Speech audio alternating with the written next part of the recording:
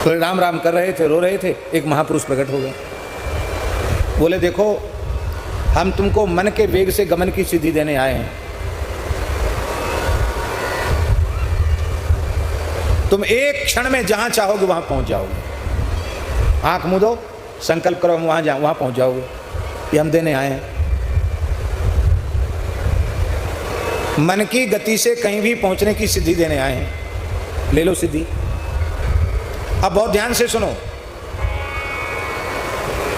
जब एक नाम से ही काम बन गया, फिर पाप क्यों बने? फिर जीवन भर राम राम क्यों करें? केवल एक नाम से ही काम बन जाएगा, द्वारा पाप छुएगा नहीं। पर इस बात पर भरोसा नहीं होता है, इस बात पर विश्वास दृढ़ नहीं होता है। नाम की महिमा में विश्वास होवे, इसके लिए संपूर्ण जीवन नाम लेना है। जिस क्षण विश्वास हो जाएगा और उस क्षण में जब एक नाम प्रकट हो जाएगा तो अनंत जन्म के पाप नष्ट हो जाएंगे, द्वारा पाप छुएगा नहीं। तो उस एक महाविश्वास पूर्वक जो एक नाम लिया गया है, महान श्रद्धा पूर्वक जो एक नाम लिया गया है, उस नाम की जागृति हो, उसके लिए जीवन भर राम राम करना है, जीवन भर भजन करना है। मेरी बहुत विनम्र प्रार्थना है। पाप से बचना बहुत कठिन है, पर जो लोग मानसिक नाम जप का अभ्यास करते हैं, प्रातःकाल जगने से लेके सोने तक, सोने से लेके जगने तक, आप करके देख लो। हमारी बात पर आपको विश्वास ना हो तो आप करके देख लो। पता न चले किसी को कि आप क्या कर रहे हो। बच्चे, ओ बच्चे, उठ जाओ यहाँ से, उठो, उधर जाओ पीछे।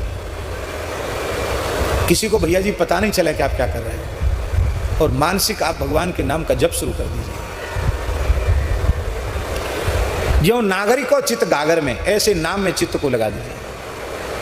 कुछ काल तक आप लगा के रखिए, उससे मन बहुत पवित्र हो जाएगा। मन के पवित्र होते ही वाणी पवित्र हो जाएगी, और मन वाणी के पवित्र होने पर क्रिया पवित्र हो जाएगी। मैं बहुत विश्वास पूर्वक ये निवेदन कर रहा हूँ, आप ऐसा करके देख लो। जागृत की तो चले क्या, स्वप्न में भी आपके द्वारा पाप नहीं बनेगा। स्वप्न में पाप नहीं बनेगा। जागृत की बात तो बहुत दूर की है, पर हम ईमानदारी से राम राम करते नहीं हैं। हम आपको क्या कहें, हमको ऐसे ऐसे जीव मिलते हैं भगवान की दया से, जिनका पूर्व जीवन अच्छा नहीं था, और वे कहते हैं कि हमने देखा भी आपको पहली बार है, केवल सुनकर हम राम राम में लग गए। और ऐसी ऐसी विचित्र अनुभूतियां महाराज जी उनको होती हैं कि उन अनुभूति सुनाने वालों के चरणों में मस्तक रख देने की इच्छा होती है।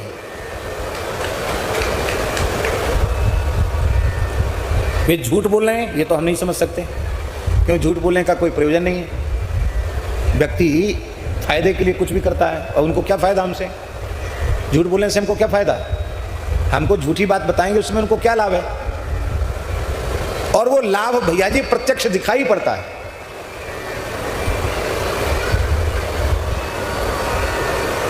एक अत्यंत निर्धन व्यक्ति महाराज जी, भजन करने वाला व्यक्ति, उसको एक दिन बड़ी विकलता हुई। बोले हम बहुत गरीब आदमी हैं, खूब इच्छा होती है कि महाराज जी के अयोध्या में कथा हो रही है, बनारस में कथा हो रही है, हम चले जाएं, पर बहुत गरीब हैं, मेहनत मजदूरी वाले आदमी हैं, घर में कोई सहारा नहीं है, और किराया जुटाना भी हमारे लिए मुश्किल की बात है। वो काम छोड़ दें तो काम फिर लाइन पर आना भी कठिन है, क्या करें, बड़ी दुखी। राम राम खूब करता। तो राम राम कर रहे थे, रो रहे थे, एक महापुरुष प्रकट हो गए। बोले देखो, हम तुमको मन के वेग से गमन की सिद्धि देने आए हैं। तुम एक क्षण में जहां चाहोगे वहां पहुंच जाओगे। आंख मूंदो, संकल्प करो, हम वहां पहुंच जाओगे। ये हम देने आए हैं। मन की गति से कहीं भी पहुंचने की सिद्धि देने आए हैं। ले लो सिद्धि।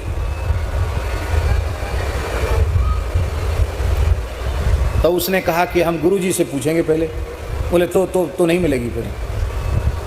उसने क्या कहा? बोले हम पहले गुरुजी से पूछेंगे कि हम लें कि न लें। वो बोला कि भले ही तुम पूछ लेना, हम तो फिर भी आ जाएंगे, पर वो मना कर देंगे। तो महाराज वो व्यक्ति आया, इधर क्षेत्र का नाम हम नहीं बताना चाहते हैं, अमुक क्षेत्र का व्यक्ति, और महाराज जी सामान्य वर्ण का व्यक्ति, कोई बहुत उच्च वर्ण का व्यक्ति नहीं। रोते हुए उसने कहा, मैंने कहा बहुत अच्छा किया तुमने, रिद्धि सिद्धि बहु प्रेरे भाई, बुद्धि लोभ दिखाए आई है, होए बुद्धि जो परम से आनी, तिन तिन चितैन अनित जानी। महात्मा आवें तो कहना हमको कुछ नहीं चाहिए, श्री सीताराम जी के चरणों में प्रेम दे दीजिए, भगवान नाम में हमें प्रेम दे दीजिए। अरे आकाश गमन हो जाए उससे क्या लाभ है, पानी पर चलना प्राप्त हो जाए उससे क्या लाभ है, लाखों लोग हमारे आगे पीछे चलें उससे हमारा क्या लाभ है, बताओ हमारा क्या लाभ है। लाखों लोग हमारे आगे पीछे चलें, हम बड़े चमत्कारी बड़े सिद्ध हो जाएं, उसे हमारा क्या फायदा है, कोई फायदा नहीं। अपने लिए तो धोखा ही है। बड़े बड़े महापुरुष आए, संसार का समाधान किसी से नहीं हुआ और ना आगे होगा। अपना समाधान करना चाहो कर लो, दूसरे का समाधान नहीं होगा। इसलिए केवल और केवल हरि नाम, केवल और केवल भगवान नाम, इसी का नाम है भक्ति। और नाम से पाप नष्ट होते नहीं, नामाभास से पाप नष्ट हो जाते हैं। क्योंकि नाम की महिमा तो कोई कह ही नहीं सकता। कहूँ कहाँ लगी नाम बड़ा, कहूँ कहाँ लगी नाम बड़ा, राम ना सकहि नाम गुण गाए, राम न सकहि नाम गुण गाए। चहु जोग चहु श्रुति नाम प्रभाव, चहु जोग चहु श्रुति नाम प्रभाव,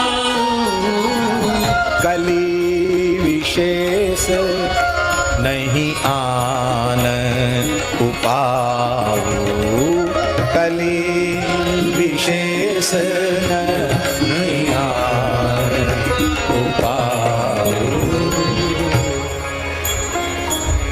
कली विशेष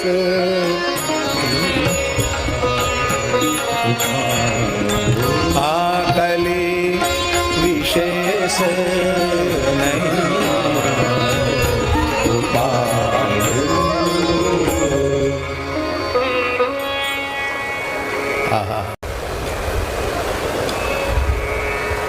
इसलिए भैया नाम का आश्रय नहीं लोगे तो कुछ हाथ पड़ने वाला नहीं है। बहुत ही सुंदर पद है।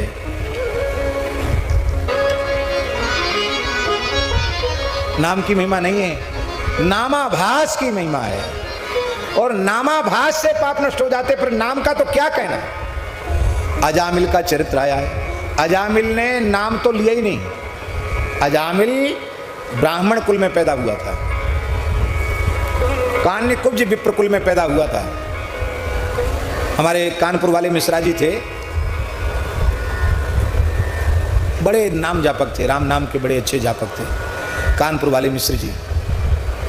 और अंतिम क्षण तक राम नाम लेते हुए उन्होंने प्राण त्याग किया। अंतिम क्षण तक नाम की धुन करते हुए भगवत धाम गए। बड़े नाम प्रेमी थे। तो महाराज जी उनके यहाँ कथा हुई कानपुर में। तो हमसे बोले महाराज भागवत की कथाएं तो बहुत होती हैं, हमारे पुरखा की कथा हमको विशेष रूप में सुनाना। तो हमने कहा आपके पुरखा की कथा कहने के लिए थोड़ी हम बैठे हैं, भागवत जी में जो लिखा वो कहेंगे। अरे बोले नहीं, हमारे पुरखा की कथा है। ये आपके पुरखा कौन? बोले अजामिल जी महाराज हमारे पुरखा थे। क्योंकि कान्यकुब्जे द्विजक कश्चित दासी पतिरजा मिला, नामना नष्ट सदाचारो दास्या संसर्ग दूषिता। हमारे पुरखा थे अजामिल जी। हमारे पुरखा का चरित्र विशेष रूप में सुनाना। तो उनमें से कौन था उस कथा में? कोई था उपस्थित? ये थे राम सिंह जी थे, हैं? ये भी थे। रसिक शेखर दास नाम क्या ना, रसिक शेखर दास जी भी थे उर्फ रसराज। तो महाराज 3 दिन तक केवल अजामिलोपाख्यान ही हुआ, लेकिन ऐसा सुख मिला अजामिलोपाख्यान, हम क्या कहें, खूब नाम महिमा गाई गई। 3 दिन वही चलता, उनके पुरखा की कथा सुननी है तो उसी की विस्तार से सुनाई जाएगी।